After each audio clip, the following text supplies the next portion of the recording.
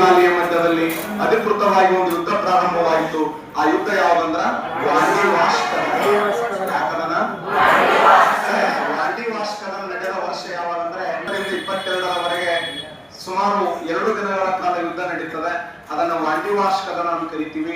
ಆ Wandiwash ಕದನದಲ್ಲಿ sir high court ಏನ್ ಮಾಡಿದ ಅಂದ್ರೆ ಕೌಂಟ್ ಡಿ ಲಾಲಿಯನ್ನು ಸೋಲಿಸಿಬಿಟ್ಟು ಸರ್ ಹೈಕೋರ್ಟ್ ಕೌಂಟ್ ಡಿ ಲಾಲಿಯನ್ನು ಸೋಲಿಸುವುದರ ಮೂಲಕ ಭಾರತ ದೇಶದಲ್ಲಿ ಫ್ರೆಂಚ್ ಸಾಮ್ರಾಜ್ಯ ಸಂಪೂರ್ಣವಾಗಿ ನಾಶಗೊಳ್ಳುತ್ತದೆ. ಆ ಉದ್ದೇಶಕ್ಕಾಗಿ ಈ ವಾಂಡಿವಾಶ್ ಕದನವನ್ನ ಭಾರತದ ವಾಟರ್ಲೂ ಕಾಳಗ ಎಂದು ಕರೆಯುತ್ತಾರೆ. ಏನು ಕರೀತಾರೆ?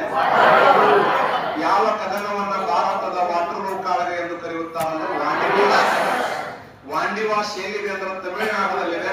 1760ರಲ್ಲಿ ಸರ್ ಹೈಕೋರ್ಟ್ ಕೌಂಟ್ ಡಿ ಲಾಲಿಯನ್ನು ಸೋಲಿಸುವುದರ ಮೂಲಕ ಸಂಪೂರ್ಣವಾಗಿ ಫ್ರೆಂಚ್ ಸಾಮ್ರಾಜ್ಯವನ್ನು ನಿರ್ಮೂಲನೆ ಮಾಡ್ತಾನೆ. ಅದಾದ ನಂತರ 1763ರಲ್ಲಿ ಯಾವ ಒಪ್ಪಂದ ಆಯ್ತಂದ್ರ ಪ್ಯಾರಿಸ್ ಒಪ್ಪಂದ. ಯಾವ ಒಪ್ಪಂದ?